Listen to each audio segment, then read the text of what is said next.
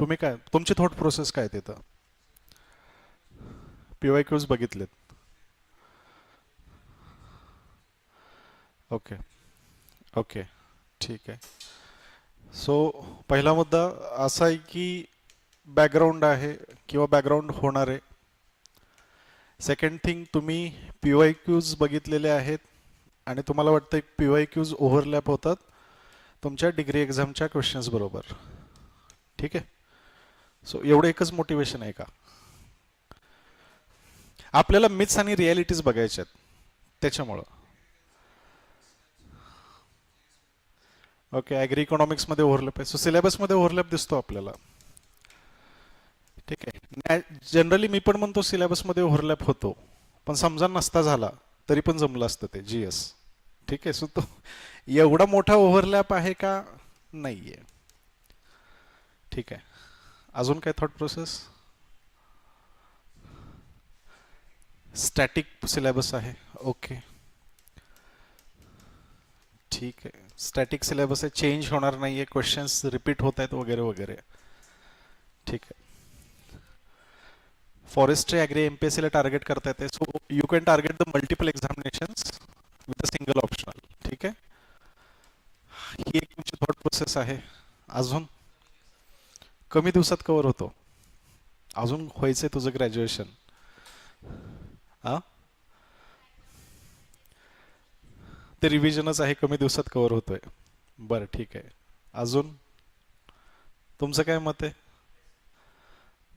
Interest आहे ॲग्रिकल्चरमध्ये, interest आहे. Example देता येईल का? काय केलं त्या इंटरेस्टसाठी तुम्ही? एखादं बॉटनिकल नेम विचारल्यावर सांगता येईल काय? मग इंटरेस्ट आहे म्हणताय. I am just kidding. ठीक आहे. अजून काय? डिरेक्ट क्वेश्चन्स आहेत, इझी फॉर आन्सर आहेत. ठीक आहे. Questions can be tackled. Questions can be tackle म्हणजे जरी ओळखीचा क्वेश्चन नसला तरी सुद्धा काहीतरी लिहिता येईल, जसं की कॉलेजमध्ये आपण लिहिलंय. बरोबर. आणि मार्क आलेले आहेत, त्यामुळे तर डिग्री पास झालो. हे एक आर्ग्युमेंट आहे. It's a right argument by the way. Yes. अजून वेगळं काय? जे नॉन ॲग्रीवाले आहेत त्यांनी काय विचार केलाय? You are exploring the optional. Okay. I will suggest or I want to enquire this की 11th-12thला तुमच्या दोघांच्या बायो होता का तुमचा? PCB ग्रुप होता? बायो जर नसेल तर it is very difficult optional for you, कारण पुन्हा तुम्हाला ते 11-12चं बायो शिकायचं आहे आणि त्याच्या बेसिसवर ह्या ऑप्शनलला जायचं आहे.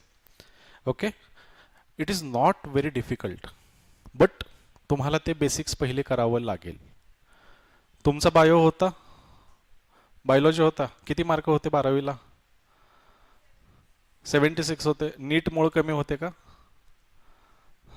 म्हणजे तुम्ही मे बी कॉम्पिटेटिव्हचा प्रिपरेशन, मेडिकलचं वगैरे प्रिपरेशन किंवा इंजिनिअरिंगचं प्रिपरेशन करत असाल, त्याच्यामुळे डिग्रीकडे आपलं 12thकडे दुर्लक्ष झालंय. पण बायोमध्ये इंटरेस्ट आहे का? बायोमध्ये इंटरेस्ट आहे. ठीक आहे. मग वर्केबल ऑप्शनल आहे तुमच्यासाठी.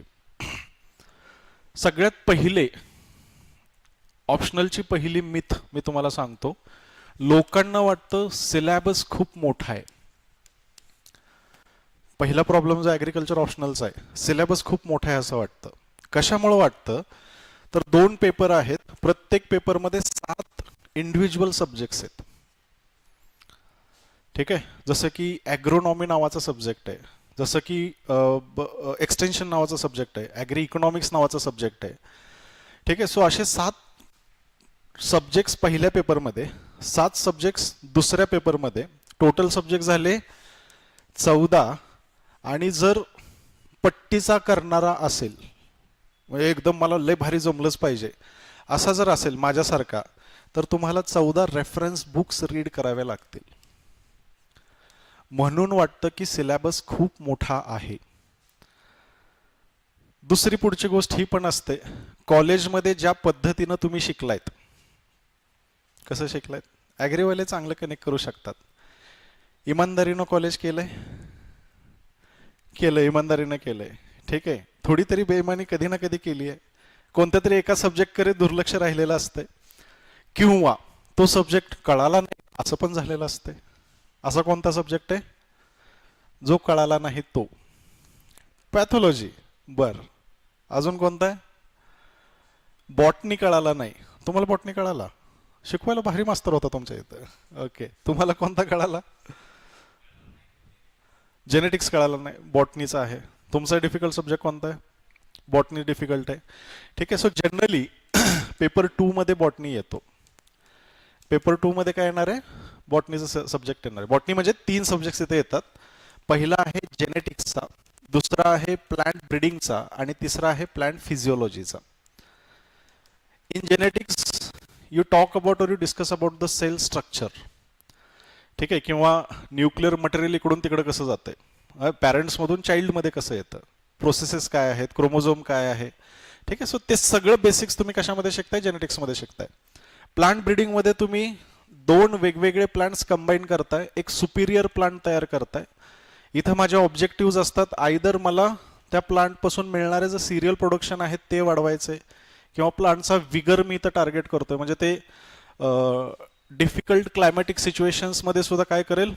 सर्व्हाइव्ह करेल. पाणी कमी पडलं तरी चालतंय, ऊन जास्त लागलं तरी चालतंय. सो अशा स्पेसिफिक ट्रेडसाठी तुम्ही कॉम्बिनेशन्स वर्कआउट करताय. मग ते कॉम्बिनेशन्स कसे वर्कआउट करायचे, त्याची फिलॉसॉफी काय आहे, याचा अभ्यास तुम्ही कशात करणार आहे?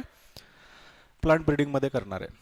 आणि प्लांट फिजिओलॉजी, प्लांटच्या इंटरनल बॉडीमध्ये कोणत्या प्रोसेसेस चालत आहेत, फोटोसिंथेसिस चालते, रेस्पिरेशन चालते. ठीक आहे. सो त्याचा अभ्यास तुम्हाला या फिजिओलॉजी टॉपिकमध्ये करायचा आहे. माझे पण हे खूप जास्त अवघड होते. जशी तुमची परिस्थिती होती तशी माझी परिस्थिती होती. फिजिओलॉजीपर्यंत मी पोहोचलोच नव्हतो अभ्यासाच्या काळामध्ये. पेपर 2 मध्ये बॉटनीचे 3 सब्जेक्ट्स असतात. त्याच्यानंतर प्लांट प्रोटेक्शन हा टॉपिक आहे. प्लांट प्रोटेक्शनमध्ये एंटोमॉलॉजी आणि plant physiology. Plant physiology talks about plant diseases आणि plant entomology talks about plant pest, किडे बिडे जे पडतात त्याची चर्चा त्याच्यामध्ये होते. तिथंपर्यंत माझा अभ्यास पोहोचला नव्हता पहिल्या एक्झामिनेशनच्या वेळेस.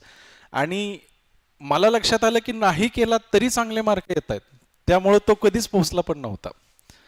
ओके. सो ते 2 सब्जेक्ट माझ्या ऑप्शन्सवर होते, असं धरून चाला. मी सोडून दिले ते, काय असेल नसेल देवाला दिलंय म्हणलं ते.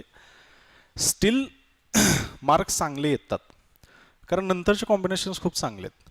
सो एखादा सब्जेक्ट डिफिकल्ट जात असेल आणि तो सब्जेक्ट जर प्लांट पॅथॉलॉजी किंवा प्लांट एंटोमॉलॉजी असेल तर घाबरायची गोष्ट नाही. पण जर तो बॉटनी असेल तर घाबरायची गोष्ट आहे. Reason being around 50% of the questions from paper 2 comes from the botany section. त्याच्यामुळे म्हणलं की बायो असायला पाहिजे. तो जर चांगला असेल तर याला टॅकल करता येतं. आणि हे टॅकल झालं पेपर 2चं, भयानक मार्क पडतात. उदाहरण तुम्हाला देतो.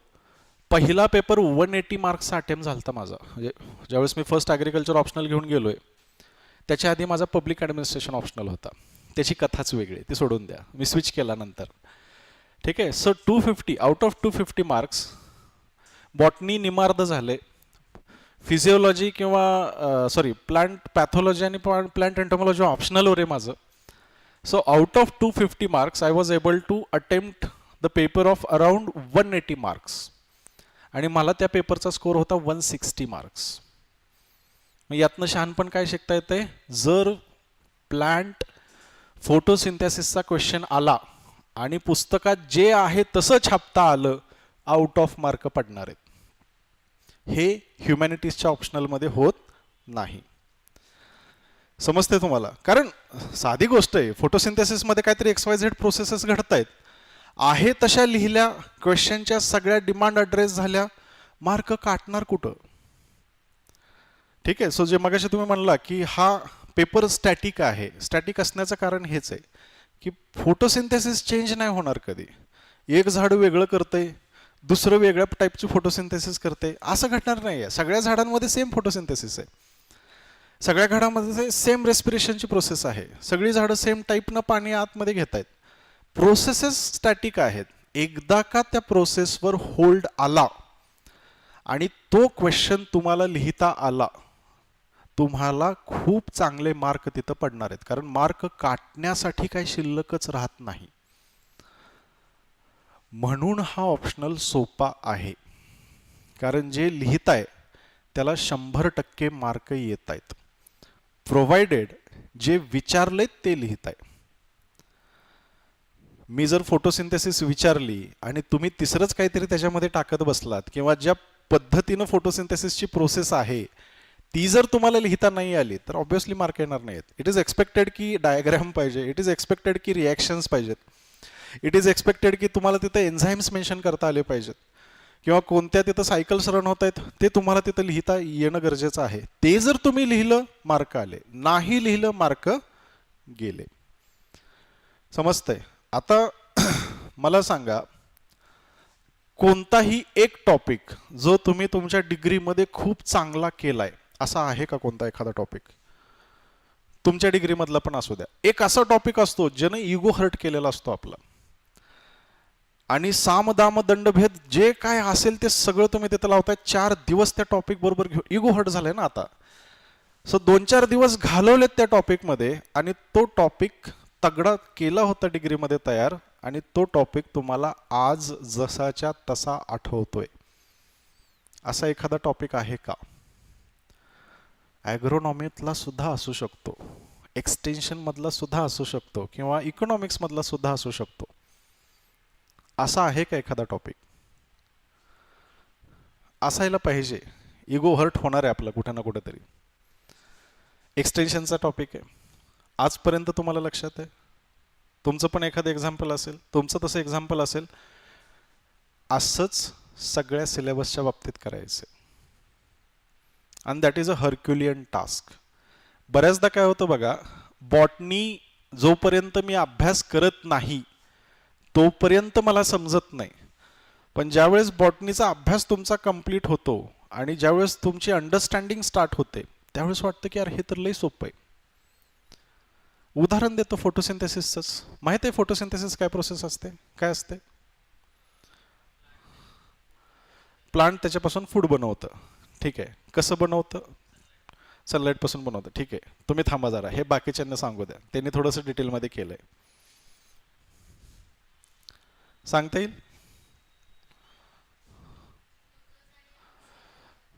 ग्लुकोजने काय बनवते? ऑक्सिजन बनवते. ही फोटोसिंथेसिस आहे. बर, अजून? फोटोसिंथेसिस 2 प्रोसेसेसमध्ये चालते. पहिली रिॲक्शन असते लाईट रिॲक्शन, दुसरी रिॲक्शन असते डार्क रिॲक्शन. आणि फोटोसिंथेसिसचा प्रोडक्ट जो बाहेर पडतोय दॅट इज ग्लुकोज. ग्लुकोजचा फॉर्म्युला तर माहिती आहे, C6H12O6. सो 6 कार्बन ॲटम्स आहेत, 12 हायड्रोजन ॲटम्स आहेत, आणि ऑक्सिजनचे किती ॲटम्स आहेत? 6 ॲटम्स आहेत. आणि हे सगळे ॲटम्स एकमेकांबरोबर कशामुळं कनेक्ट झालेले आहेत? बॉन्ड्समुळे कनेक्ट झालेत. Double bond, triple bond, single bond आठवते का? ते ॲटम्स एकमेकांच्या जवळ आणून त्यांचा एकमेकांबरोबर बॉन्ड घडवण्यासाठी मला एनर्जी लागते. समजतंय?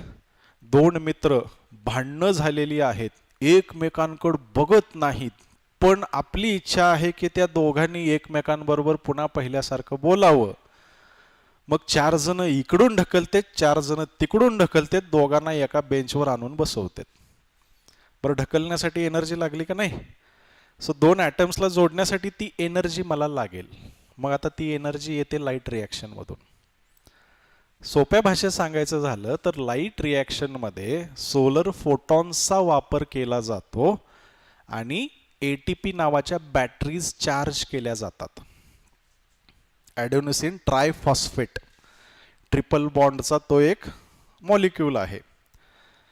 त्या ट्रिपल बॉन्डच्या त्या मॉलिक्यूलला घेऊन जायचं, कार्बन हायड्रोजन ऑक्सिजनला एकत्र जोडायचं, त्यातला तिसरा बॉन्ड ब्रेक होतो, एनर्जी रिलीज होते. आता तो 2 बॉन्डचा ॲटम तयार झाला, ॲडेनोसिन डायफॉस्फेट, ADP म्हणतो आपण त्याला.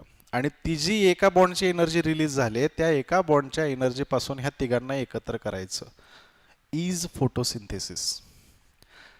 सो एका रिॲक्शनमध्ये मी काय करतोय? Solar cell charge, solar energy पासून सेल चार्ज करतोय, आणि दुसऱ्या रिॲक्शनमध्ये त्या सेलच्या एनर्जी पासून मी माझे बॉन्ड्स क्रिएट करतोय किंवा ग्लुकोज ॲटम्स क्रिएट करतोय. दिस इज फोटोसिंथेसिस. आता मला सांगा इसरचाल का?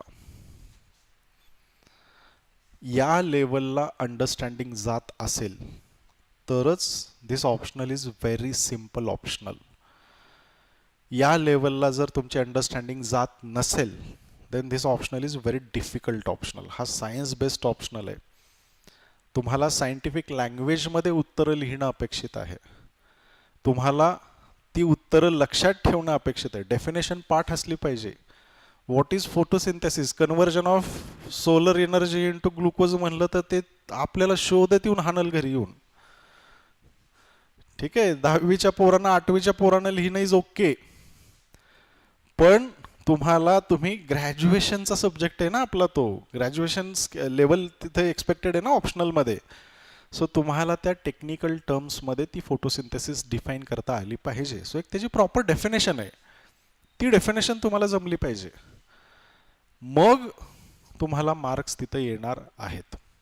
सो असं धरून चला, मग डेफिनेशन्सच आहेत तर एक डेफिनेशन पाठ करायला किती वेळ लागेल? किती वेळ लागेल? एक डेफिनेशन पाठ करायचे तुम्हाला. धरून चला 3 लाईन्सची किंवा 3 स्टेटमेंटची एक डेफिनेशन आहे, पाठ करायचे. कधीही विचारलं लिहिता आली पाहिजे एवढी चांगली पाठ करायचे. किती वेळ लागेल? 1 तास धरून चला. लिहून काढताय 4 वेळा. ठीक आहे, अशा टोटल डेफिनेशन्स किती असतील पेपरमध्ये? 200. किती वेळ गेला? 200 तास गेले. दिवसाला अभ्यास किती करताय? 10 तास. किती दिवस लागले? 20 दिवसामध्ये खेळ खलास. 20 दिवसामध्ये खेळ संपला. हा ओव्हरव्ह्यू घेता आला पाहिजे. फोटोसिंथेसिस मला जमतच नाही, ओके, किंवा धरून चला रेस्पिरेशन मला जमतच नाही. जर मी तुम्हाला एक टार्गेट दिलं, आज जायचंय घरी, जे काही रिसोर्सेस अवेलेबल आहेत सगळे रिसोर्सेस वापरायचेत आणि फोटोसिंथेसिस हा टॉपिक तयार करायचा आहे, आणि उद्या जाऊन त्या फोटोसिंथेसिसवर तुम्हाला क्वेश्चन लिहायचा आहे, तयार होईल का? किती वेळ गेला? 1 दिवस, 2 दिवस, लईत लई 3 दिवस. अशा मोठ्या रिॲक्शन्स किती आहेत? 10. किती दिवस गेले? 30 दिवस. एका महिन्यामध्ये बॉटनीचा निम्मा पोर्शन संपला. अजून 11 महिने शिल्लक आहेत. जीएसच्या अभ्यासावर पेपर 1 तुम्ही आज लिहू शकता. पेपर 1 प्रचंड सोपा आहे. तुम्ही अभ्यास पेपर 2च्या सिलेबसचा करणार आहे. बॉटनी आहे, ब्रीडिंग आहे, जेनेटिक्स आहे, प्लांट प्रोटेक्शन आहे, हॉर्टिकल्चर आहे, फूड मॅनेजमेंट आहे. याला टेक्निकल लँग्वेज थोडी स्ट्रॉंग लागते. ठीक आहे, याला तुम्हाला 3-4 महिने अभ्यास करायचा आहे, आणि खचून करायचा ठरवला लईत लई 3 महिने, 1 महिना रिव्हिजनचा. पेपर 1 तुम्ही जीएस बरोबरच कव्हर करताय. Majority of the paper 1 GS 1 बरोबर कव्हर होतो. त्याच्या पुढे जाऊन सांगतो, तुम्ही पेपर 1ला प्रीच्या आधी हात नाही लावला, प्री पास झाल्यानंतर तुम्ही पेपर 1 करायला घेतलात तरीही 20 दिवसात होतो. तरीही किती दिवसात होतो तो? 20 दिवसांमध्ये, मॅक्सिमम 20 डेजमध्ये पेपर 1 कंप्लीट होतो. पेपर 2ला 4 महिने लागतात. आता पेपर 1ला तुम्ही कितीही चांगला पेपर लिहा, 120च मार्क येणार आहेत. कितीही बेस्ट पेपर लिहा, 120च मार्क येणार आहेत. कशामुळं? कारण पेपर 1 सगळ्या जगाला जमणार आहे. विषय सोपे आहेत. एन्व्हायरमेंट विषय ठोकाठोकीचा विषय येतो. सॉइल सायन्स आहे, ठोकाठोकी आहे. काय माती कशी तयार होते, दगड फोडला माती तयार झाली, एवढं जरी लिहिलं तरी चुकीचं काय? ते बरोबरच आहे ना. ओके, टेक्निकल टर्म्समध्ये लिहिणं अपेक्षित आहे, नो डाऊट. तुम्ही अभ्यास करणार आहे, तुम्ही टेक्निकल टर्म्समध्ये तो विषय लिहिणार आहे. Soil science around 40 questions, around 40% weightage carry करतो पेपर 1चं. Agronomy around 10 to 20% weightage carry करतो पेपर 1चं. ॲग्रोनॉमीमध्ये सुद्धा क्रॉप कल्टिवेशन मेथड्स नाही आहेत. क्रॉप कल्टिवेशन मेथड्सवर हार्डली 2 क्वेश्चन्स येतात, आणि ते पण बायपास करता येतात. सो ते नाही केलं तरी चालतंय. हॉर्टिकल्चरमध्ये 2-3 लेट्स से प्लांटेशन क्रॉप्सच्या कल्टिवेशन प्रॅक्टिसेसवर क्वेश्चन येतात. ते नाही केलं तरी चालतंय. म्हणजे मी माझी स्ट्रॅटेजी सांगतोय, कशालाच हात लावला नव्हता मी, तरीही चांगले मार्क आले होते, कारण नंतरचे कॉम्बिनेशन्स वर्क होतात. कसे ते 2 मिनिटात कळेल तुम्हाला. ठीक आहे. सो बॉटनी हा एकच सेक्शन आहे जिथं तुम्हाला तुमचं इंटेलेक्ट वापरायचंय. जर त्याची तयारी असेल 100% करा. बॉटनीचा हत्ती जर तुम्हाला टॅकल करता आला 100% गो फॉर ऑप्शनल, कारण दुसरं काहीच नाही आहे ऑप्शनलमध्ये. ॲग्रिकल्चर एक्सटेन्शन काय असतं माहिती आहे का? काय असतं? काय असतं ॲग्री एक्सटेन्शन? Awareness creation. कशाचं awareness creation? Agriculture extension talks about process of transferring technology from the research stations to the farmers. मोजून 4 क्वेश्चन्स आहेत. एका प्रश्नाला 1 दिवस म्हणलं तर किती वेळ झाला? 4 दिवसात एक्सटेन्शन संपते. ॲग्रिकल्चरल इकॉनॉमिक्स काय असतं माहिती आहे का? You talk about how farmers economically create some crops. त्याच्या प्रोडक्शन कॉस्ट काय आहेत, त्याचा प्रॉफिट कसा येतो, त्याच्या प्रोसेसेस काय आहेत. तिथं पण 4 प्रश्न आहेत. 4 दिवस सब्जेक्ट संपला. ॲग्रोनॉमीचं क्रॉप कल्टिवेशन 2 मिनटं बाजूला ठेवलं, 4 दिवसात ॲग्रोनॉमी संपला. एन्व्हायरमेंटमध्ये काहीच अवघड नाही आहे, 2 दिवसात एन्व्हायरमेंट संपतो. फॉरेस्ट्रीचा टॉपिक आहे, फॉरेस्ट्रीमध्ये थोडासा वेळ लागतो, कारण आपल्याला थोडीशी आयडिया कमी आहे, पण ते वाचून पण होतं. समजून घ्या. सो जास्तीत जास्त किती दिवस लागतात पेपर 1ला? 1 महिना. कमीत कमी किती दिवस लागतात? 15 दिवस. मी केलंय. कमीत कमी 15 दिवसांमध्ये हा पेपर मी टॅकल केलेला आहे विथ 130 मार्क्स. काहीही बॅकग्राऊंड नसताना. म्हणजे माझा ॲग्री ऑप्शनलचा मी पहिला पेपर लिहिलाय 2014 साली. माझी डिग्री झाली 2010 साली. BSc ॲग्रीवरच मी थांबलोय. CETचा अभ्यास पण मी कधी केला नाही. 4 वर्षांचा गॅप आहे. त्याच्यानंतर मी हा ऑप्शनल उचललाय. त्याच्यानंतर 15 दिवसात 250 मार्क कव्हर केलेत. मी हुशार आहे असं म्हणत नाही, ट्रिक्स आणि टेक्निक्स वापरून केलेत. खरा गेम असतोय बॉटनीचा. जर तो हत्ती पेलला तर ऑप्शनल भयानक सिंपल आहे. नुसतं फेकाफेकीचा ऑप्शनल आहे हा. वाटतंय ते लिहा, फक्त सायंटिफिक लँग्वेजमध्ये लिहा. वे ऑफ प्रेझेंटेशन आहे. If I am talking about some crops, it is expected की I write some botanical names. पेपरमध्ये मी तूर लिहू शकत नाही. पेपरमध्ये तुरीचं जर काय असेल उल्लेख, तूर सध्या हॉट टॉपिक आहे. रिझन बिंग की it is a source of protein. Indians are vegetarian. Indians are not non vegetarian. कशामुळे माहित आहे का?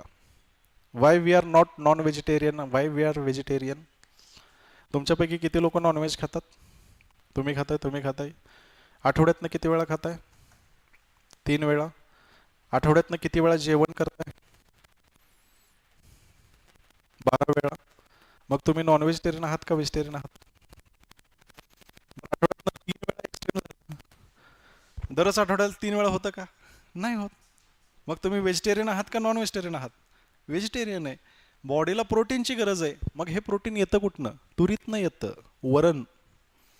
वरण खातानाच कायम वरण ते दालच्या राईसमध्ये वरणात मटण शिजवून खातात.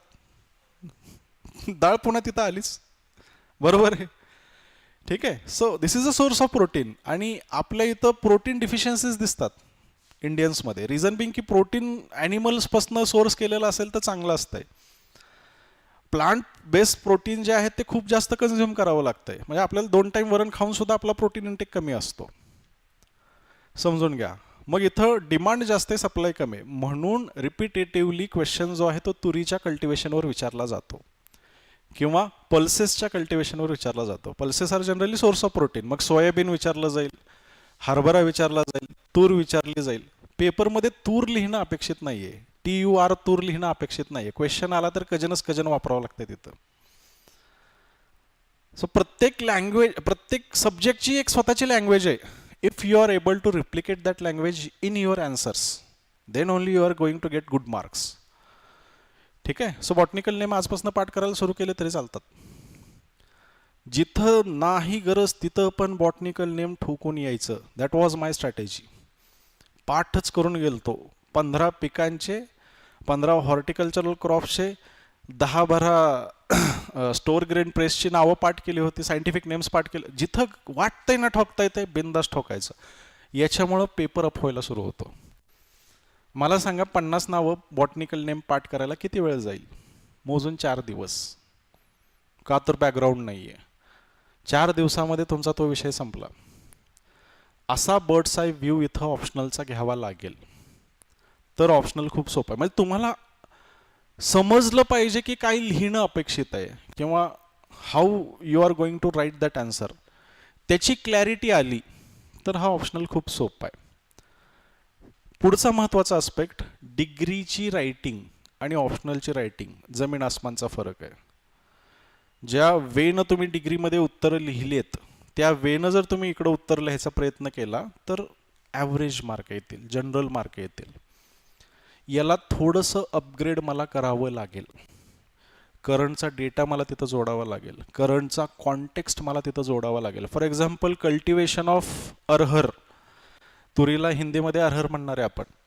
ठीक आहे. सो कल्टिवेशन ऑफ अरहर जर त्यांनी विचारलं तर त्या केसमध्ये का विचारले त्याचा कॉन्टेक्स्ट द्यावा लागेल की भारतामध्ये एवढी डिमांड आहे, एवढं प्रोडक्शन आहे, एवढा मिसमॅच आहे, म्हणून अरहर कल्टिवेशनवर फोकस करणं is need of hour and following is the cultivation practices. लिहा तिथं. मग 4 वेळा नांगरणी करा, एकदा अशी करा, तशी करा, माती ही पाहिजे, पाणी असं पाहिजे, सीड्स असे पाहिजेत, ह्या होत्या सगळं लिहिलं.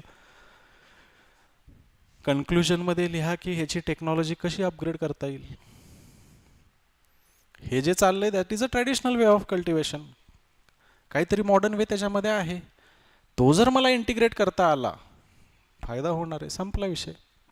समजतंय. This is one of the example. आणि जनरली UPSCमध्ये नॉर्थ इंडियन क्रॉप्सवर क्वेश्चन्स जास्त असतात. UPSC तिथं बायस दाखवते.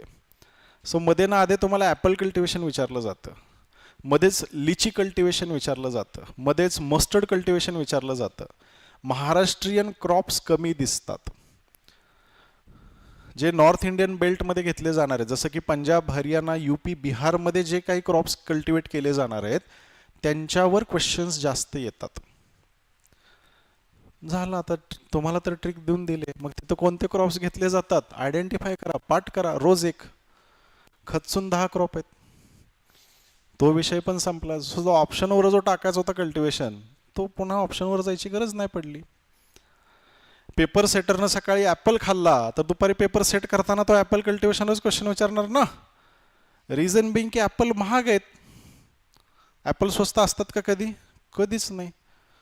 मग आता ॲपल महाग आहेत तर ॲपलचं कल्टिवेशन वाढवलं पाहिजे जेणेकरून डिमांड सप्लाय मिसमॅच कमी होईल, जेणेकरून ॲपल कमी कॉस्टली होईल. ॲपल कल्टिवेशन कसं वाढवायचं क्वेश्चन त्यानं डिझाईन केला. बायस समजते तुम्हाला. सो या ट्रिक्स आणि टेक्निक्स तुम्ही फॉलो करत असाल तर it is a very good optional. आता बघा माझी स्ट्रॅटेजी काय होती. मी 1.5 महिन्यात ऑप्शनल प्रिपेअर केला आहे. मी प्रत्येक टॉपिकचे PYQ ॲनालिसिस केले. जे क्वेश्चन्स सर्वात जास्त रिपीट झालेत ते क्वेश्चन्स, ते एरियाज मी हायलाईट केले आणि त्यापैकी मागच्या वर्षी जे क्वेश्चन्स विचारले गेलेले आहेत ते पूर्णपणे स्किप मारले आणि तेवढेच प्रत्येक टॉपिकचे 4-5 प्रश्न मी तयार करून गेलो. तेवढेच पडले, तेवढेच लिहिले, तेवढ्यावरच मला 282 मार्क आले. 282 is a very good number out of 500. 300चा टॉपर असतो. समजते तुम्हाला. सो या ट्रिक्स आणि टेक्निक जर फॉलो करत असाल then it is a very good optional, provided तुम्हाला सायंटिफिकली लिहिता येते, प्रोव्हाइडेड तुमचं पाठांतर थोडंसं चांगलं आहे, प्रोव्हाइडेड तुम्हाला तो डेटा करंट बरोबर कनेक्ट करता येतोय. आणि हे सगळं शिकण्यासाठी अख्खं वर्ष पडलंय पुढे. पब्लिक ॲडमिनिस्ट्रेशनमध्ये माझा पहिल्या अटेम्प्टचा स्कोर होता 136 आउट ऑफ 500. कधी कळालाच नाही, आजही कळत नाही. क्लास करून, पब्लिक ॲडमिनिस्ट्रेशनचा क्लास करून. ज्यावेळेस मी सुरुवात केली होती त्यावेळेस UPSCमध्ये 2 ऑप्शनल होते. एक होता जॉग्राफी, दुसरा होता पबॅड. 2 ऑप्शनल चूज करायचे असायचे. मग मी पबॅडचा क्लास केलता, तरीही मला 136 मार्क होते, कळालाच नाही कधीच. माझा फॉल्ट होता तो. ऑप्शनल चुकीचं आहे किंवा ऑप्शनल वाईट आहे असं नाही आहे, मला कधी कळालं नाही. ॲडमिनिस्ट्रेशन कसं वर्क होतं ते मला कधी कळालं नाही, ठीक आहे, किंवा काय लिहिणं अपेक्षित आहे ते मला कधी कळालं नाही. 1.5 महिन्याच्या प्रिपरेशनवर त्या वर्षी मला 282 आलते. पबॅडचा नॅशनल टॉपर 262चा होता. मग त्यातनं एक शहाणपण मी हे पण शिकलो, ह्युमॅनिटीजचे बेंचमार्क जे असते ऑप्शनलची, ॲव्हरेज मार्क ह्युमॅनिटीजचे 140 160 असतात, ॲव्हरेज मार्क ॲग्री ऑप्शनलचे 220 असतात. तुम्ही नॉर्मल पेपर जरी लिहून आला तर 220 230. तोच नॉर्मल पेपर तुम्ही ह्युमॅनिटीजचा ऑप्शनल एखादा घेऊन लिहिला तर तुम्हाला 160 येणार आहेत. कितीचा गॅप पडला? जवळपास 60 मार्कांचा गॅप पडला. आणि तिथून पुढे तुम्ही लीड जनरेट करायला सुरू करताय. ऑलरेडी 60 मार्क्सचा फायदा तुम्हाला तिथं, हे टेक्निकल ऑप्शनलच्या बाबतीमध्ये होतं, नॉट जस्ट ॲग्रिकल्चर, हे अँथ्रोपॉलॉजीमध्ये सुद्धा होणार आहे, हे ॲग्रिकल्चरमध्ये सुद्धा होणार आहे. जे टेक्निकल ऑप्शनल्स आहेत तिथं हा बेनिफिट मिळतो. मॅथ्सवाला डायरेक्ट 350 मार्कांपर्यंत पोहोचतो, हे समजून घ्या. टेक्निकल ऑप्शनलचा हा फायदा आहे. ह्युमॅनिटीजमध्ये स्कोअर करणं मग त्या कम्पॅरिझनमध्ये डिफिकल्ट जातं, की until and unless you write what is expected तुम्हाला तिथं मार्कच येणार नाही आहेत. ओके, सो तो एक प्रॉब्लेम या दोघांमध्ये असतो बघा, ते थोडंसं बघावं लागतं आपल्याला. ठीक आहे, इथंपर्यंत क्लिअर? सो बेंचमार्क खूप हाय आहे. तुम्ही जर स्ट्रॅटेजिकली या ऑप्शनलला अप्रोच केलं तर हा ऑप्शनल मी 1.5 महिन्यात केला होता, तुम्हीही करू शकता. ठीक आहे, किंवा समजा 1.5 महिन्यात होत नाहीये, 2-4 महिन्यांमध्ये होऊ शकतो. याचा फायदा काय माहिती आहे का? आजपासून जर तुम्ही ॲग्री ऑप्शनलला स्टार्ट केलं आणि पुढच्या 4 महिन्यांमध्ये तुमचा ॲग्री ऑप्शनल कव्हर झाला, बाकीची लोक 6व्या महिन्यामध्ये ॲन्सर रायटिंग स्टार्ट करणार आहेत दुसऱ्या ऑप्शनल्सची. ऑलरेडी तुमचा 2 महिने आधी ऑप्शनल कव्हर पण झाला आहे, ॲन्सर रायटिंग पण झालेली आहे. 2 महिने तुम्हाला डेडिकेटेड GSला जास्त वेळ देता येतोय. 2 महिने तुम्हाला प्रिलिम्समध्ये जास्त इन्व्हेस्ट करता येत आहेत. प्री पास होण्याचे चान्सेस तिथं वाढायला सुरू होत आहेत. हा रिलेटिव्ह बेनिफिट तुम्हाला ॲग्री ऑप्शनलचा मिळणार आहे, प्रोव्हाइडेड तुम्हाला कोणता हत्ती पचवता आला पाहिजे, हा वाला. याच्यावर 2 महिने काम करा, ऑप्शनल डायरेक्ट प्री नंतर उघडला तरी चालेल, पण या विषयांवर एकदम परफेक्ट टू द पॉइंट काम होणं गरजेचं. आणि हे अवघड विषय आहेत, हे अवघड विषय आहेत, यांना वेळ लागतो. अवघड म्हणजे समजेपर्यंत अवघड आहेत, पुन्हा लय सोपे आहेत, पुन्हा काहीच नाही. आता कॉलेजमध्ये असताना शिकवणारा बी शहाणा आणि शिकणारा बी शहाणा, त्यामुळं बॉटनीचा कार्यक्रम झाला आहे आपला. ते काय शिकवतंय आपल्याला कळालं नाही, समजलं नाही म्हणून आपण बी केलं नाही, बॉटनी काय असते तेच माहीत नाही. बरोबर, हा प्रॉब्लेम झालाय, म्हणून बॉटनी अवघड आहे. फिजिओलॉजी सगळ्यात डिफिकल्ट पार्ट होता माझ्यासाठी, कळाल्यानंतर म्हणलं अरे हे तर लय सोपं आहे. ब्रीडिंगच्या प्रॅक्टिसेस आठवते का? ब्रीडिंगच्या मेथड्स आहेत कोणत्या कोणत्या कोणत्या कोणत्या मेथड्स आहेत प्लांट ब्रीडिंगच्या? Pure line selection, mass selection, अजून पेडिग्री मेथड, अजून सगळ्यात अवघड कोणते माहिती आहे का? Single seed descent method. सगळ्यात अवघड मेथड कोणते माहिती आहे का समजायला? Back crossing, recurrent selection, back crossing method. काही नाही आहे, सिम्पल मेथड आहे, तुम्हाला सांगतो. आता तीच मेथड एक्सप्लेन करतो. प्रॉब्लेम काय असतो, एखादी एस्टॅब्लिश्ड व्हरायटी आहे, एखादी एस्टॅब्लिश्ड व्हरायटी आहे, धरून चला कोणती, गव्हाची आहे एक व्हरायटी HD 2189. ही एक एस्टॅब्लिश्ड व्हरायटी आहे गव्हाची. क्रॉप कल्टिवेशन जास्त डिफिकल्ट नाही आहे, प्रोडक्शन खूप चांगलं आहे आणि ही व्हरायटी चांगल्यापैकी सस्टेन करते आणि या गव्हाची चपाती खूप चांगली होते. Over the period of time due to evolution ही व्हरायटी एका डिसीजला ससेप्टिबल होते. म्हणजे तुम्ही ती व्हरायटी लागली की 100% तो डिसीज तिथे येऊन पडणारच आहे. जनरली व्हीट व्हरायटीजमध्ये रस्टिंगचा प्रॉब्लेम असतो, रस्ट येतो तिथं. ठीक आहे, रस्टिंग म्हणजे काय समजण्यासाठी सोपं, गंज कसा लागतो तशा पद्धतीनं गंज लागलेलं ते झाड दिसायला सुरू होतं. ओके, दॅट इज रस्टिंग, असं धरून चला. रस्टिंग काय येते तर या व्हरायटीमध्ये त्या रस्टिंगला अपोज करणाऱ्या ज्या जीन्स आहेत त्या जीन्स ससेप्टेबल होऊन बसलेल्या असतात. मग आता व्हरायटी सगळ्या बाकीच्या गोष्टीमध्ये चांगली, एकाच गोष्टीमध्ये वीक आहे, मग मी काय करतो, या व्हरायटीला एका दुसऱ्या व्हरायटी बरोबर क्रॉस करतो. दुसऱ्या व्हरायटीचा फक्त तो एक कॅरेक्टर मला याच्यामध्ये पाहिजे, जो कॅरेक्टर त्या स्पेसिफिक डिसीजला काय करेल, आता कंट्रोलमध्ये ठेवेल. समजते तुम्हाला? म्हणजे चहा बनवत असताना आपण अद्रक का टाकतो? आयदर अद्रकवाला चहा असतो किंवा अद्रकवाला चहा नसतो. असं कशामुळं? तुम्ही चहामध्ये अद्रक कधी टाकता? चहामध्ये अद्रक कधी टाकतात? कधी टाकतात? त्यांना अक्कल नाही, तुम्ही सांगा. No idea. घसा दुखायला लागल्यावर, बरोबर आहे का? मग घसा दुखतोय म्हणून तुम्ही अद्रकचा ज्यूस पिता का? थोडासा चहामध्ये टाकला, बाकीचं चहामधनं ज्या गोष्टी मिळणार आहेत त्या मिळाल्या, सोबतच घशाला पण थोडासा आराम मिळा. अँटी इन्फ्लेमेटरी आहे अद्रकचा ज्यूस जो आहे, तो काय आहे, अँटी इन्फ्लेमेटरी आहे. घशाची आलेली सूज कमी करण्याचं काम तो करतोय. मला तेवढं एकच फीचर पाहिजे ना अद्रकचं, बाकीचे मला नको आहेत. एकच फीचर पाहिजे या व्हरायटीचं, बाकीचे मला नको आहेत, ऑलरेडी सगळे चांगले आहेत.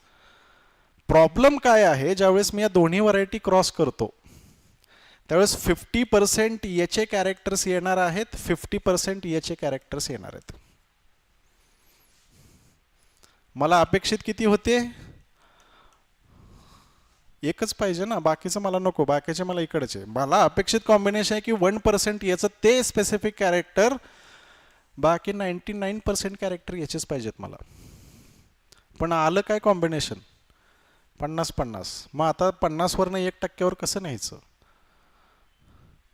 याला पुन्हा क्रॉस करा, पुन्हा क्रॉस करा, पुन्हा क्रॉस करा, ॲडिटिव्ह इफेक्ट होत जातो आणि हळूहळू आपण 99% प्युरिटीपर्यंत पोहोचतो. That is back crossing.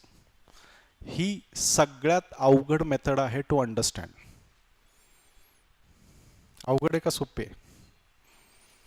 अवघड आहे का सोपी आहे? लय सोपी आहे.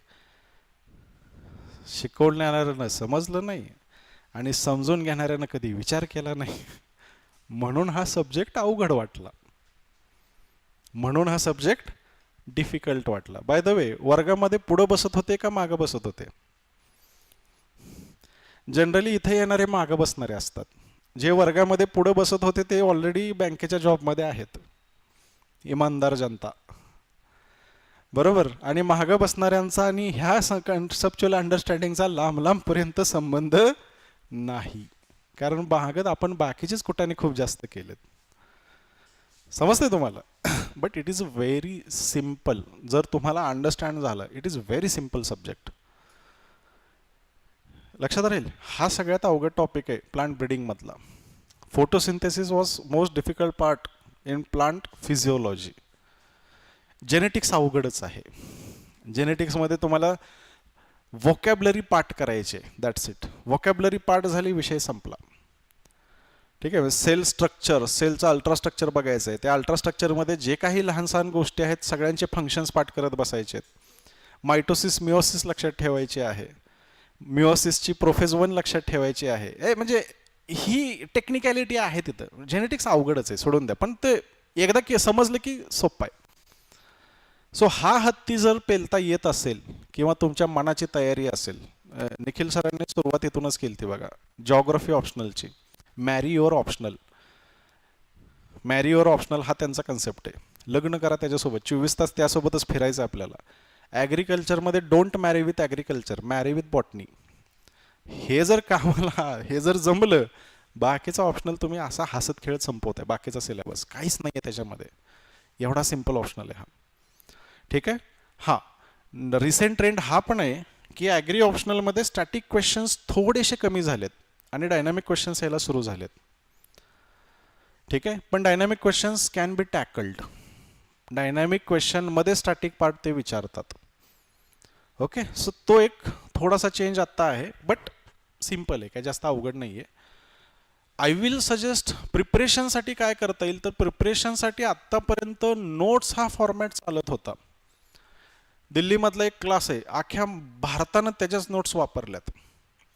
प्रॉब्लेम हा आहे, म्हणजे मला जो ऑब्झर्व झालेला प्रॉब्लेम हा आहे की जोपर्यंत ट्रेडिशनल सेटिंगनं पेपर येत होता तोपर्यंत those notes are very good, कारण क्वेश्चन्स तेच तेच तेच रिपीट होत आहेत. पण नंतर ट्रेंड असा पण दिसला की जे नवे क्वेश्चन्स येत आहेत ते टेक्स्टबुकमधून येत आहेत, आणि जनरली नोट्स टेक्स्टबुकचं एक रिड्युस्ड व्हर्जन असतं ज्याच्यामध्ये टेक्स्टबुकमधले सगळे कन्सेप्ट्स येत नाहीत. ठीक आहे. सो टेक्स्टबुक अंडरस्टँडिंग जर असेल मेजर सब्जेक्ट्सची आणि बाकीचे राहिलेले मायनर सब्जेक्ट्सला तुम्ही नोट्स प्रेफर करत असाल तर that will be a good strategy. So soil सायन्सचं एक टेक्स्टबुक फॉलो करायचं, ॲग्रोनॉमीचं एक टेक्स्टबुक फॉलो करायचं आणि बॉटनीचे 3 टेक्स्टबुक फॉलो करायचे. असे टोटल 5 सिलेक्टिव्ह डेटा त्यातनं करायचा. अख्खं 200-300 पानाचं पुस्तक रिपीट वाचत बसायचं नाही. त्यातला सिलेक्टिव्ह डेटा फक्त करायचा. अराउंड असं धरून चला प्रत्येक टेक्स्टबुकमधले 25%च कामाचे आहेत. आपण कॉम्बिनेशन्स वर्क करतोय. रिपिटेशन सगळ्यात जास्त कोणत्या क्वेश्चन्स आहेत आणि गेल्या वर्षी कोणते विचारले ते वजा केले, तेवढे शिल्लक राहिलेले प्रश्न फक्त मी इथं आता टेक्स्टबुकमधनं रीड केले. दॅट्स इट, सफिशियंट आहे. ठीक आहे. मग आता ॲग्रोनॉमीचं कोणतं पुस्तक आहे तुम्ही सांगा. Principles of agronomy, Reddy selective केलं. सॉईल सायन्सचं कोणतं पुस्तक आहे, डी.के. दास, सिलेक्टिव्ह केलं. बॉटनीचे 3 पुस्तकं, बी.डी. सिंग जेनेटिक्स आणि प्लांट ब्रीडिंग किंवा फुंदन सिंग जेनेटिक्स आणि प्लांट ब्रीडिंग, आणि पांडेचं फिजिओलॉजीचं पुस्तक, संपलं. बाकी सगळ्या नोट्स किंवा यूट्यूब. माझ्या काळात नोट्स घेण्या इतकी ताकद माझी नव्हती किंवा ती मेंटॅलिटी माझी नव्हती. नोट्स का विकत घेऊ म्हणलं, मी लय हुशार आहे. ठीक आहे. सो मी गुगल वापरलं होतं या छोट्या सब्जेक्टसाठी, तरी पण मला मार्क आले. तमिळनाडू ॲग्री युनिव्हर्सिटी कामाला आली तिथं, त्यांच्याच नोट्स हाय तशा कॉपी पेस्ट. ठीक आहे. सो रिसोर्सेस स्टँडर्ड आहेत, रिसोर्सेसमधून क्वेश्चन्स येणार आहेत. ट्रॅडिशनली नोट्समधनं येत होते ते, पण आता त्यांनी कुठेतरी टेक्स्टबुकला पण हात घातलाय. जसं की ट्रॅडिशनल ॲग्रिकल्चर किंवा जे आहे आपलं पारंपरिक कृषी, हे रेड्डी आणि रेड्डीमध्ये दिसतंय, हे नोट्समध्ये नाही दिसत. मग तो क्वेश्चन तिथून उचलला गेला, आम्ही नोट्सवाल्याने गपचूप मागणं ते जोडून बी दिलं. समजते तुम्हाला. सो नवा क्वेश्चन आज विचारला गेला की पुढच्या वर्षीच्या नोट्सच्या अपडेटमध्ये तो क्वेश्चन दिसतो, पण मग पुढच्या वर्षी तोच क्वेश्चन नोट्समधनं येईल का याची गॅरंटी कमी आहे. सो थोडेसे टेक्स्टबुक असावेत, मोजून 4च घ्या. ठीक आहे. डी.के. दास घेतलं नाही तरी चालेल, पण रेड्डी आणि रेड्डींचं पुस्तक बेस्ट आहे ते पाहिजे. आणि बॉटनीची 3 पुस्तकं कॉम्प्रोमाइज करू नका. फुंदन सिंगची घ्या, लँग्वेज सोपे, फुंदन सिंगच घ्या, बी.डी. सिंग नका घेऊ वाटल्यास. फुंदन सिंगची 2 पुस्तकं, जेनेटिक्स आणि दुसरं आहे प्लांट ब्रीडिंगचं, आणि फिजिओलॉजीचं पांडेचं पुस्तक बेस्ट पुस्तक आहे. एवढंच करायचं, विषय संपवायचा. बाकी सगळ्या नोट्स. कशामुळं, बॉटनी तुम्ही खूप बेसपासून तयार करताय. सो बेसपासून जर तुम्ही तयार करत असाल तर इट इज ऑलवेज प्रेफर्ड की तुम्हाला तो कन्सेप्च्युअल अंडरस्टँडिंग यावी. कन्सेप्ट अंडरस्टँड करण्यासाठी ते टेक्स्टबुक रीड करायचं आहे. टेक्स्टबुकची लँग्वेज मला पेपरमध्ये लिहित बसायची नाही आहे, किंवा टेक्स्टबुकचा डेटा मी पेपरमध्ये लिहित बसणार नाही. तुम्हाला तो कन्सेप्ट कळाला पाहिजे बेसपासून, त्याच्यासाठी टेक्स्टबुक रीडिंग आहे. समजतंय. अंडरस्टँडिंग पार्टसाठी, आन्सर रायटिंग पार्टसाठी नाही. लक्षात आलं सगळ्यांना. सो हेच 2-4 रेफरन्सेस आहेत, एवढे झाले बास झालं, सफिशियंट आहे, विषय संपला. इथं प्रॅक्टिस तुम्हाला आन्सर रायटिंगची खूप करावी लागेल, त्याची मेंटल प्रिपेअर करून ठेवा.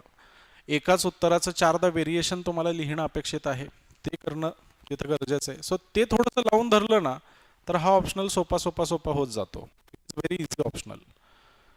लक्षात राहील. सो ओव्हरलॅप नावाला आहे, मी पण सांगायचो, पण मलाच नंतर वाटलं की कशा लोक फसवायचे लोकांना. सो ओव्हरलॅप नावाला आहे, ओव्हरलॅपचा विचार करू नका. मात्र कमी वेळेमध्ये हा ऑप्शनल होतोय.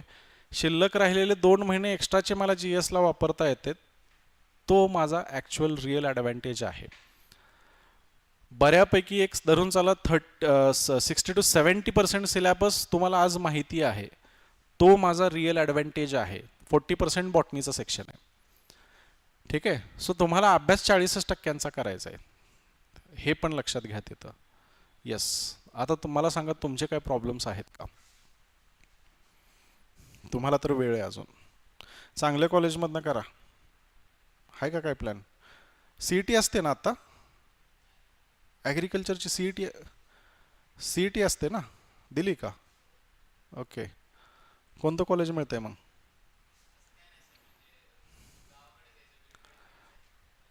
गव्हर्नमेंट कॉलेजला करा, प्रायव्हेट कॉलेजला डिग्री करू नका.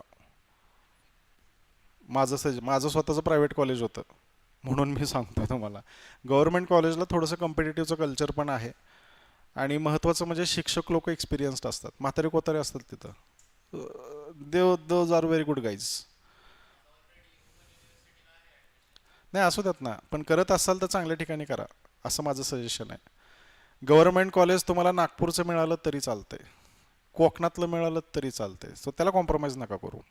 जे कोणतं मिळेल ते गव्हर्नमेंट कॉलेज चालतंय, असं लक्षात घ्या. आणि ऑप्शन नसेल तर प्रायव्हेटकडे शिफ्ट व्हा. ओके. येस. अजून काय प्रश्न कोणाचे? हलका फुलका ऑप्शनल आहे, लोडो घेत बसू नका बाकीचं. त्याच्यानंतर एक वेबसाईटचं नाव लिहून घ्या, ॲग्रीऑप्शनल.in नावाची वेबसाईट आहे, मी स्वतः तयार केले. त्याच्यामध्ये सगळे रिसोर्सेस तुम्हाला मिळतील. काम चालू आहे रिसोर्स अपलोड करायचं, नोट्स तुम्हाला तिथे मिळून जातील. ठीक आहे. सो तुमचा एक चांगला रिसोर्स पार्टनर राहील ॲग्रीऑप्शनल.in नावाची वेबसाईट. क्वेश्चन आन्सर्सचे मॉड्यूल्स तुम्हाला त्याच्यामध्ये मिळणार आहेत. सो तिथनं तुम्ही आहे तसं मॉडेल आन्सर कॉपी पेस्ट करून पाठ जरी केलं तरी सुद्धा चालण्यासारखं आहे. समजते सगळ्यांना? येस. बाकी काय क्वेश्चन्स अजून?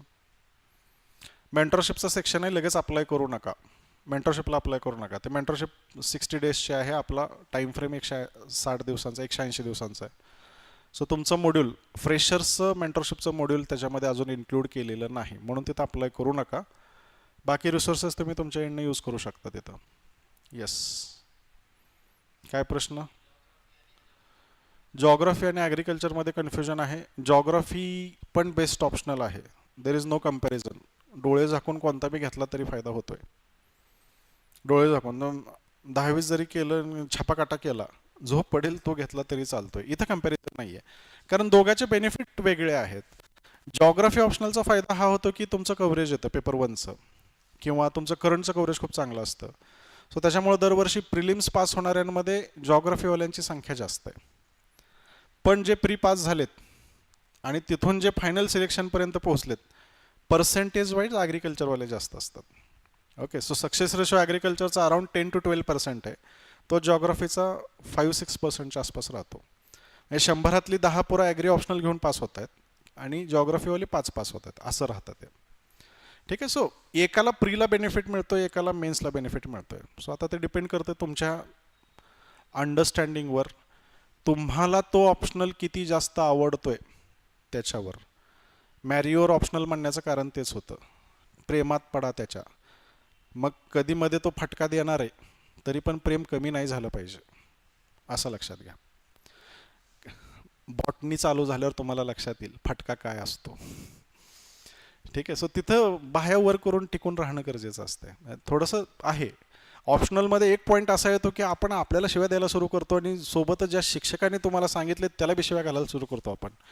यार ह्याचं मी का ऐकलं, बरं ऐकलं ते ऐकलं, मी बिंडोक होतो का, मी ऑप्शनल तो का घेतला. हा प्रत्येक ऑप्शनलमध्ये एक पॉईंट येतो, प्रत्येक ऑप्शनलमध्ये एक पॉईंट येतो. तुम्ही फ्रस्ट्रेट होता, समजतच नाही काय चाललंय. तो हिस्ट्री असू द्या, जॉग्राफी असू द्या, पॉलिटी असू, कोणता ऑप्शनल असाच तो असू द्या, त्या पॉइंटला जर सस्टेन करता आलं देन तुम्ही तिथं सर्वाईव्ह करणार आहे, सक्सेसफुल बनणार आहे. आणि लोक बऱ्याचदा त्या पॉईंटला घाबरून ऑप्शनल लगेच स्विच मारतात आणि दुसऱ्या ऑप्शनलला तिथंपर्यंत पुन्हा तो पॉईंट तिथं येतो, मग त्यांना चुकीचा एहसास होतो की यार इधर भी वैसा ही आहे. So grass is always greener on other side. तिकडं झाल्यावर कळतं की यार कलर मारलाय, इकडं बी काटेच आहेत. ओके. सो तो पॉईंट येणार आहे ऑप्शनल प्रिपरेशनमध्ये. पण हे पण लक्षात घ्या की ऑप्शनल तुमची वाईल्ड कार्ड एंट्री आहे. ऑप्शनल तुमची वाईल्ड कार्ड एंट्री आहे. GS मध्ये तुम्ही खचून 110 मार्क घेऊ शकता. लय भारी अभ्यास करून GS मध्ये 110च मार्क येणार आहेत. लय भारी अभ्यास करून ऑप्शनलमध्ये 160 मार्क येणार आहेत. कितीचा फरक पडला? 50 मार्कांचा एका पेपरला, 50 मार्कांचा दुसऱ्या पेपरला, एक अख्खा GSचा पेपर लीडनं तुम्ही ऑप्शनलवर काढताय. सो ऑप्शनलचे 2 पेपर, एसएचा 1 पेपर, हे तुमचे वाईल्ड कार्ड आहेत. ज्यांना हे चालवता आले ते पास झाले, ज्यांना हे चालवता नाही आले ते नापास झाले, असं लक्षात ठेवा. So not just optionals, focus also on essays. कारण एसेमध्ये सुद्धा कमी कष्टामध्ये 140 येतात, ऑप्शनलमध्ये सुद्धा बऱ्यापैकी कष्टामध्ये 140 येतात, आणि खूप जास्त कष्ट करून GSला 110 येतात. ठीक आहे. सो तुम्हाला हे बॅलन्स करावं लागेल तिथं. आलं लक्षात सगळ्यांना? येस. काही प्रॉब्लेम्स आहेत का अजून? थांबायचं मग इथं? एवढंच आहे, बाकी काय नाही. बाकी सिम्पल गोष्टी आहेत, जास्त नको डिस्कस करायला त्या. चालेल, थांबूयात मग इथं. Thank you guys. हां बोला की. ऑप्शनलचं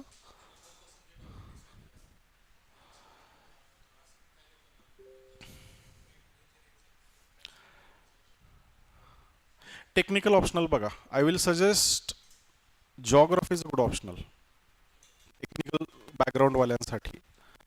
ठीक आहे. नाही, जनरली इंजिनियर जॉग्रफी प्रिफर करतात. रिझन हाच आहे की तो पण सब्जेक्ट एक टेक्निकल सब्जेक्ट आहे. ह्युमॅनिटीजचा पार्ट जॉग्रफीमध्ये कमी आहे. बरेचसे इंजिनियर्स PSIR पण सिलेक्ट करतात का तर त्यांना इंटरेस्ट जास्त आहे. PSIRचा ओव्हरलॅप पण बराच आहे, 1200 समथिंग मार्कांचा ओव्हरलॅप दिसतो आपल्याला तिथं. जॉग्रफी PSIR हे 2 ऑप्शन्स तुम्ही एक्सप्लोर करा. अँथ्रोपॉलॉजी पुन्हा बॉटनीचं गणित अडकतं तिथं. हां, मग बॉटनी प्रिपेअर करायचं आहे तर अँथ्रोच्या ऐवजी ॲग्री घ्या. हां हां. नाही नाही नाही, मग मग जॉग्रफी बघा किंवा PSIR आहे तो बघा. पण PSIR फुल ऑन ह्युमॅनिटीज मोडमध्ये जातो, सो तो अंडरस्टँड होणं थोडंसं डिफिकल्ट जाऊ शकेल मे बी. पण तुमचा इंटरेस्ट असेल तर PSIR is a very best optional. का तर 1200 मार्कांचं ओव्हरलॅप आहे. GS1, GS4, SA आणि पुन्हा ऑप्शनलचे 2 पेपर. सो 2 पेपरच्या अभ्यासावर 3 पेपर एक्स्ट्राचे कव्हर होतात तिथं. इंटरेस्ट पाहिजे. आला डोळे झाकून घ्या, नाही आला फिरकून बघू सुद्धा नका. कारण नाही कळालं की कळालंच नाही असं असतंय ते. ठीक आहे. सो त्या त्या टेस्टवर आधी चेक करा की तुम्हाला इंटरेस्ट आहे का पॉलिटिक्सचा. किंवा लेट्स से एक्झाम्पल घेऊन चला, सध्या कॉक्रोच जनता पार्टीचं आंदोलन चालू आहे. मग त्याच्या मागे कोणती पॉलिटिकल थेरी काम करते ही शोधायची खास अंगात असेल, then PSIR is a very good optional. कारण तिथं तशी कोणती तरी थेरी एक्झिस्ट करते जी थेरी आउटकम प्रिडिक्स करणार आहे या मोमेंटच्या. मग तुम्हाला तिथंपर्यंत जायचं आहे, त्या बेसपर्यंत जायचं आहे. जर ती जाण्याची आणि ती समजून घेण्याची तुमची इच्छा लय दांडगी आहे तर PSIR खूप चांगला ऑप्शनल आहे. ती इच्छा नाही आहे, जॉग्रफी खूप चांगलं ऑप्शनल आहे. हे माझं सजेशन राहील. ठीक आहे. सो इथं ऑप्शनलच्या सिलेबसच्या ट्रॅपमध्ये बऱ्याचदा लोक अडकतात. ॲग्रिकल्चर जनरली ॲग्रीवाले पण घेत नाहीत. मागच्या बॅचेसमध्ये झालं होतं हे. बऱ्यापैकी लोक ॲग्रिकल्चरवाली होती, पण बऱ्यापैकी ही लोक ऑप्शनलचं नाव घेतो जाता जाऊ दे सोशोलॉजीला गेली होती. का तर सोशोचा ऑप्शनल छोटा आहे आणि मला लिहिता येतोय असं म्हणून सगळी सोशोलॉजीलाच गेलेत. MPSCचा पेपर बघितला, सगळी सोशोलॉजीचवाली आहेत तिथं. मला सांगा मग कॉम्पिटिशन कुठं कमी राहिलं, सोशोमध्ये का ॲग्रिकल्चरमध्ये? ठीक आहे. So criteria should not be the size of syllabus. Criteria should be की तुम्ही किती इंटरेस्टेड आहात. Socio is a very good optional. तुम्हाला त्याच्यामध्ये इंटरेस्ट आहे का ते जज करा. कारण सिलेबस छोटा असणं ह्या फसवा कन्सेप्ट आहे माझ्यानुसार. सिलेबस जेवढा छोटा आहे तेवढा तो समजायला अवघड आहे आणि तेवढे मार्क पाडणे जास्त अवघड आहे. पबॅड घेण्याचं कारण सिलेबस छोटा होता, कळालाच नाही, स्विच करावं लागलं ते नंतर. ठीक आहे. सो बघा, टेक्निकल बॅकग्राऊंड जर असेल तर आय विल सजेस्ट टेक्निकल सब्जेक्ट्सकडे जावा. Geography is a good optional, safe optional आहे. पण जर पॉलिटिक्समध्ये पण तुम्हाला इंटरेस्ट असेल then you can explore the PSIR as well. नका करू मॅथ्स. गायडन्स पहिली गोष्ट मिळणार नाही. दुसरी गोष्ट तिथं कॉम्पिटिशन मॅथ्स कोण घेतं सांगू का तुम्हाला? IIT वाला घेतो. तो एका वेगळ्या इंटेलेक्च्युअल कॅलिबरचा आहे. मी म्हणत नाही की तुमचं कॅलिबर कमी आहे, ठीक आहे, पण त्याला 12 तास अभ्यासाची सवय आहे. तुम्हाला आहे का? आणि तुमचं कॉम्पिटिशन कोणाबरोबर आहे? डायरेक्टली त्या व्यक्तीसोबत आहे. तो प्रॉब्लेम आहे मॅथ्सचा. हां, बघा दोन्ही एक्सप्लोअर करा, कुठं ना कुठं तरी चांगला ऑप्शनल मिळून जाईल तुम्हाला. Even socio is also good optional. सगळेच एक्सप्लोअर करा, सगळे एक्सप्लोअर करा, टिकशीट बनवून ठेवा आणि त्या टिकशीटच्या बेसिसवर त्यातनं जो डेटा जनरेट होतोय त्याच्या बेसिसवर मग फायनल करा. ChatGPTला जावा, भाई बनवून दे मला टेबल, मला ऑप्शनल चूज करायचं आहे, कोणत्या बेसिसवर मी चूज केला पाहिजे, आणि ती टिकशीट फिल करा. ती बनवू बी, डोकं बी तिथं लावू नका, ChatGPTला विचारा, ते सांगते तुम्हाला. मग त्यातनं ज्या ऑप्शनलला सर्वात जास्त स्कोर आला तो ऑप्शनल फायनल केला. या पद्धतीने ठेवा ते. Okay, yes.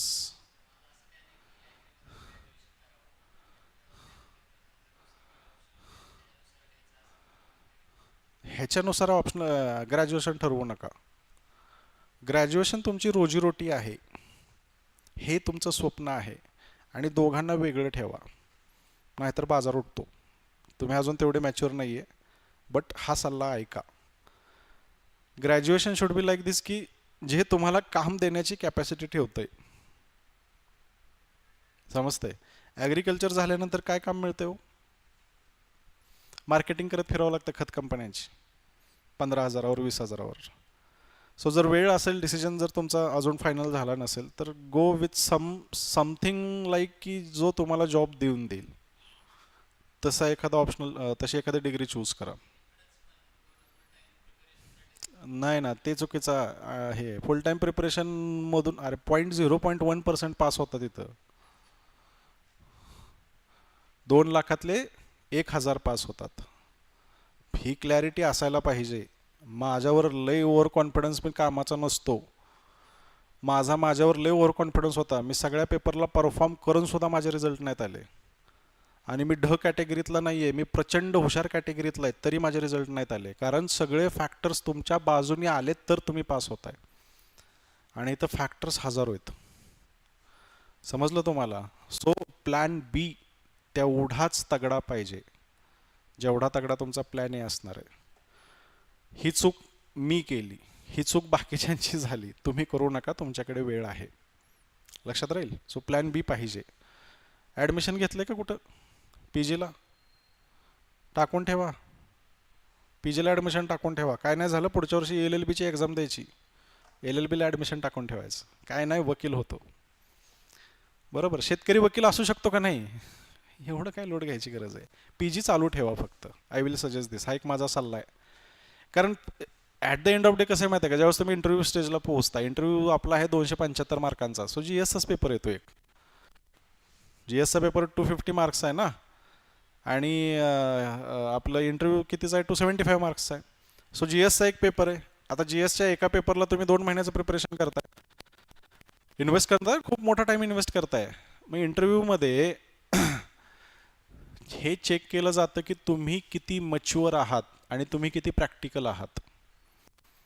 मी सगळं सोडून फक्त स्पर्धा परीक्षा करतोय असं म्हटलं की तो म्हणतो हा येडाय, ह्याला कळतच नाही काय चाललंय आयुष्यात. समजून घ्या, कारण सगळ्यांना ते पास नाहीत करू शकत. पण मी जर तिथं म्हणलं की सर माझं ग्रॅज्युएशन झालंय, but I am also पर्सुईंग post graduation, झालं तर व्हेरी गुड, नाही झालं तर माझी रोजीरोटीची सोय मी करून ठेवली आहे, then you are a practical and mature person. समजतंय तुम्हाला? म्हणजे ज्याला उत्तर देता येत नाही त्याचा बेंचमार्क 140 पासून आहे, ज्याला हे उत्तर देता आलं त्याचा बेंचमार्क 160 पासून आहे. 20 मार्कांचा फायदा मिळाला तिथं. हा थंब रूल आहे, असाच फॉलो होतो अशातला भाग नाही आहे. ठीक आहे, पण बी प्रॅक्टिकल अबाउट युअर अप्रोच, हे लक्षात घ्या. ठीक आहे. सो PG त्या हिशोबाने, ग्रॅज्युएशन त्या हिशोबाने बघा. तुमच्यासाठी हा सल्ला आहे. पुढच्या वर्षी सगळ्यांनी लॉची CET द्यायची, पॉलिटी नीट करून ठेवा, हा बाकीच्यांचा सल्ला आहे. ठीक आहे. PG चालू, नावाला कोणी PG चालू ठेवा. माझं लॉचं ॲडमिशन आहे, मी 6 वर्षापूर्वी टाकले, अजून बी आहे. आजही इंटरव्ह्यूला मी गेलो की मी म्हणतोय मी लॉ करतोय. समजतंय तुम्हाला? ॲडमिशन आहे ना माझं, मी रिपीट टाकत राहतोय. हां ठीक आहे, येतो पुढच्या वर्षी, येतो पुढच्या वर्षी. हे थोडंसं लक्षात असू द्या. आणि आहे, फायदा होतो कुठं ना कुठं तरी आपल्याला तिथल्या नॉलेजचा तुम्हाला इकडं फायदा होतो. पी जीमध्ये जे तुम्ही नॉलेज गेन करणार आहे त्याचा फायदा तुम्हाला इकडं पण इनडायरेक्टली होतोच आहे ना.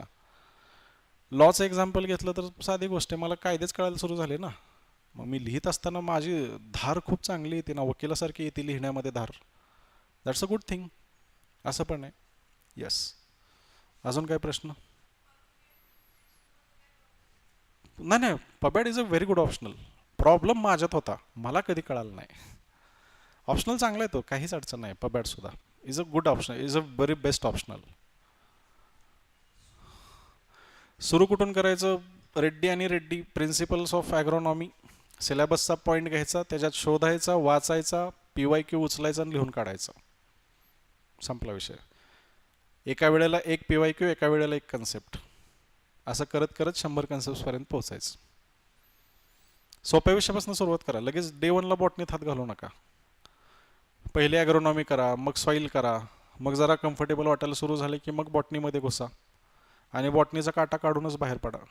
मध्ये स्विच नाही करायचं मग पुन्हा असं. येस. ऑप्शनलचे लेक्चर आता ऑफलाईन जर होणार असतील तर मे बी नेक्स्ट वीकमध्ये होतील. येस. आपले होतील का नाही अजून कन्फर्म नाही आहे. ॲग्रीचे. ओके. ऑनलाईनचा माझा प्लॅन आहे. मी ऑनलाईन घेईल, माझ्या बाकीचे कमिटमेंट्स खूप जास्त आहेत, सो मी ऑनलाईन लेक्चर घेईल तिथं. मला ते थोडं फ्लेक्झिबल राहता येतं त्यामुळे. येस.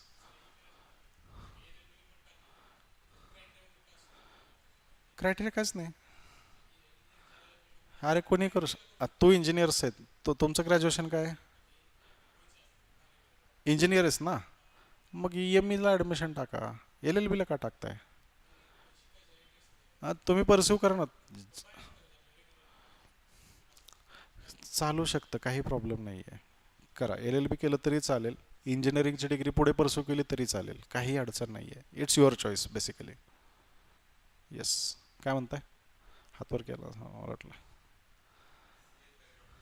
तुमचं कम्प्युटर सायन्स बॅकग्राऊंड आहे. BSc MScला ॲडमिशन घ्या. MScला टाकून द्या ॲडमिशन. डिग्री 2 वर्षात करावी असं कोणी सांगितलंय? ॲडमिशन टाकून ठेवा, दॅट इज युअर प्लॅन बी. जर इकडं काहीतरी लफडं झालं तर ते परस्यू करतोय मी. झालं आता तुम्ही मॅच्युरिटीच्या स्टेजला पोहोचलात. 4 वर्षात 3 वर्षात डिग्री कंप्लीट झाली पाहिजे, हे वडिलांचं बंधन जे होतं किंवा घरच्यांचं जे बंधन होतं ते आज नाही आहे तुम्हाला. तुम्ही कान बंद करा. 3 वर्षात करा degree. This is for the others जे ग्रॅज्युएट आहेत त्यांच्यासाठी. ठीक आहे. सो नॉट नेसेसरी की ते 2 वर्षात परस्यू झाली पाहिजे. बट आय विल सजेस्ट की करा थोडं, कॉलेज लाईफ बी चालू राहते, हे पण चालू आहे. Maximum time should be invested in the preparation of UPSC. दिवसातले 10 तास 12 तास तुम्ही इथे इन्व्हेस्ट करताय, 2 तास तुम्ही कॉलेजचं कौतुक करताय. तो टाइमपास आहे तुमच्यासाठी, किंवा that is your second priority, this is your first priority. असं बॅलन्स होणारा ऑप्शन चूज करायचा. आणि आय थिंक MSc करता येते वाटतं एक्सटर्नली. ॲडमिशन टाकून ठेवा. येस. कसं असतं बघा, मला जेवढी UPSC कळाले, UPSCला हुशार लोकांची गरज आहे. तिथं संघर्ष करणाऱ्यांना काडीची किंमत नाही. तुमचं बॅकग्राऊंड काडीची किंमत नाही. समजून घ्या. म्हणजे असतं बऱ्याचदा, आम्ही शेतकरी कुटुंबातनं आलो आहे किंवा आमचं कुटुंब असं आहे, माझ्या घरी एवढी गरिबी आहे. UPSCचं म्हणणं सिम्पल आहे, तू कसा असशील मला देणं घेणं नाही. दिस इज माय क्रायटेरिया. तुझ्याच्यानं करणं होते तुला इन करतो, नाही करणं होत तू आउट आहेस. जर त्या क्रायटेरियाला एखादा IIT वाला पण मॅच झाला नाही तर त्याला पण ते आउट करतात. आणि एखादा ग्रामीण भागातला BA केलेला पण समजा तिथं क्रायटेरिया मॅच करत असेल तर त्याला इन पण केलं जातं. सो तुमचं बॅकग्राऊंड मॅटर करणार नाही, हे लक्षात घ्या. त्यांचा तो आहे सेट केलाय त्यांनी, आम्हाला ही अशी हुशार लोक पाहिजेत, दॅट्स इट. तुम्हाला हुशार बनायचं आहे, आणि हुशार बनण्यासाठी काय करावं लागतं हे झालंय डिस्कस आपलं. Lecture number 2. साबर बनायचं काय करावं लागतं? अभ्यास करावा लागतोय. म्हणजे जेवढा जास्त अभ्यासाचा लोड असेल तेवढे लवकर तुम्ही हुशार बनणार आहे. So there is no shortcut here. अर्धा तास रोज घासणं आहे. मग तुम्ही नॉलेज गेन करायला सुरू करता आणि त्या नॉलेजच्या बेसिसवर तुम्ही इंटेलिजंट बनता किंवा इंटेलेक्ट बनता. आणि तसे इंटेलेक्ट UPSCला एक्सपेक्टेड आहेत. समजते? सो अभ्यासाला घाबरायचं नाही, लोडला घाबरायचं नाही. जेवढं जास्त अंगावर येतंय ते एक खूप फेमस वाक्य आहे बघा. जनरली सक्सेसफुल लोक ते वाक्य वापरतात. Pressure is privilege. फेमस वाक्य, प्रेशर इज प्रिव्हिलेज. याचा अर्थ तुम्हाला आज कळणार नाहीये. जेवढा जास्त तुमच्या अंगावर प्रेशर येईल तेवढे जास्त कॅपेबल तुम्ही बनता. आणि जेवढे जास्त तुम्ही कॅपेबल बनता तेवढे जास्त तुम्ही सक्सेसफुल बनता. सो एखाद्याच्या अंगावर प्रेशर पडणं इज अ प्रिव्हिलेज. ते सहसा कोणाच्याही अंगावर पडत नाही. कारण प्रेशर पचवायला तुम्ही शिकलात की you are successful. Okay. So load घेऊ नका. अभ्यास जगभराचा अभ्यास मी करतो आणि हेच वय आहे. बरं, हे रॉकेट सायन्स पण नाही आहे. जगात सगळ्यात अवघड रॉकेट सायन्स आहे. वाचलं की समजतंय. तिथं वाचून 4 गोष्टी अंडरस्टँड करून मग समजणार आहे. हे तसं नाही आहे. ठीक आहे. So don't worry about it. Simple आहे, जास्त काय अवघड नाही आहे. हा फक्त वाचायचं लई आहे, एवढंच आहे. येस. झाले सगळ्यांचे प्रश्न? थांबायचं मग इथं. ओके. Thank you guys.